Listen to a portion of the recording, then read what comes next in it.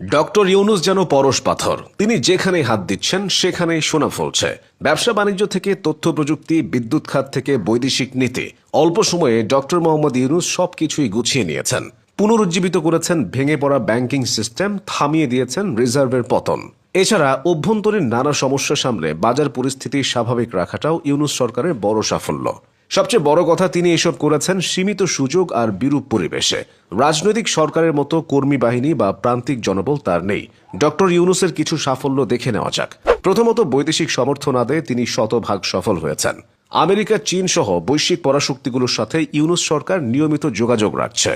Doctor Yunus একদিকে Donald ট্রাম্পের ঘনিষ্ঠ ইলন মাস্কের সাথে আলোচনা করেছেন, অন্যদিকে চীনে গিয়ে দেশটির উচ্চ পর্যায়ের কর্মকর্তাদের সাথে বৈঠক করছেন। দুটি ক্ষেত্রেই লাভবান হয়েছে বাংলাদেশ। ইলন মাস্কের ইন্টারনেট সেবাদাতা প্রতিষ্ঠান স্টারলিংকের দ্বার খুলে গেছে এদেশে। এদিকে চীনের বাজারে 2028 সাল পর্যন্ত শুল্কমুক্ত রফতানির সুবিধা পেয়েছে বাংলাদেশ। পাশাপাশি বাংলাদেশ শিপিং কর্পোরেশনের জন্য 4টি সমুদ্রগামী জাহাজ কেনার অর্থায়নের আশ্বাস দিয়েছে দেশটি। এছাড়া আরও বিভিন্ন প্রকল্পে আর্থিক সহায়তা দেওয়ার কথা জানিয়েছে বেইজিং। সফলতা এসেছে রোহিঙ্গা ইস্যুতেও। বাংলাদেশে এসে রোহিঙ্গা ক্যাম্প ঘুরে গেছেন জাতিসংঘের মহাসচিব। কিছুদিন আগেও এই জনগোষ্ঠীর খাদ্য সহায়তা নিয়ে শঙ্কা ছিল। সেখানে এখন রোহিঙ্গাদের জন্য $73 মিলিয়ন নতুন সহায়তা দিচ্ছে যুক্তরাষ্ট্র। ফলে প্রত্যেক শরণার্থীর মাসিক বরাদ্দ $12 থাকছে।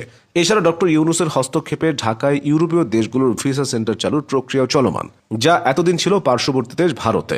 ইউনূস সরকারের আরেকটি বড় সাফল্য হল বাজার পরিস্থিতি নিয়ন্ত্রণ। 2024-এর রোজায় যে পণ্যগুলোর দাম ছিল নাগালের বাইরে, 2025-এ সেগুলো এসেছে ক্রয় ক্ষমতার মধ্যে। মধ্যবিত্তদের পাশাপাশি নিম্ন মধ্যবিত্ত ও দরিদ্ররা তাই স্বস্তিতে বাজার করতে পারছে। রোজা আসলেই পণ্যের দাম বেড়ে যায়, ক্রেতাদের ওঠে নাভিশ্বাস। এটাই বাংলাদেশের চিরায়ত রূপ। তবে 2025 সালের রোজায় ঘটেছে তার পুরোপুরি বিপরীত। 120 টাকার পেঁয়াজ 40 টাকা, 40 টাকার আলু 20 টাকা।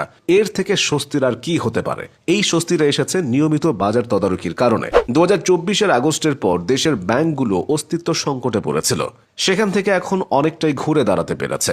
অর্থনীতির চাকা সচল রাখতে সরকারের নেওয়া সিদ্ধান্তগুলো বেশ ভালোভাবেই কাজে লেগেছে। ফলে দেশের সামগ্রিক অর্থনীতিতে গতির সঞ্চার হয়েছে, বেড়েছে প্রবাসী আয়। 2025 সালের মার্চের প্রথম 26 দিনে দেশে এসেছে $294 কোটি মার্কিন। এর আগে কোনো একক মাসে দেশে এত বেশি প্রবাসী আয় আসেনি। রেমিটেন্স বাড়ায় রিজার্ভ 25 বিলিয়ন তথা $2500 কোটি মার্কিন ছাড়িয়েছে। ইউনূস সরকারের সফলতাগুলোর মধ্যে আরেকটা হলো বিদ্যুৎ খাতের স্থিতিশীলতা। প্রতিবার রোজায় বিদ্যুৎ নিয়ে গ্রামগঞ্জের মানুষদের বিড়ম্বনায় পড়তে হতো। গরম বাড়লে শহর বন্দরেও লোডশেডিং বেড়ে যেত। তবে বর্তমানে সেই পরিস্থিতির দারুণ উন্নতি ঘটেছে। কমেছে লোডশেডিং এর বিরক্তিকর বিড়ম্বনা। এদিকে বকেয়া পরিশোধ করায় বাংলাদেশে পূর্ণ মাত্রায় বিদ্যুৎ সরবরাহ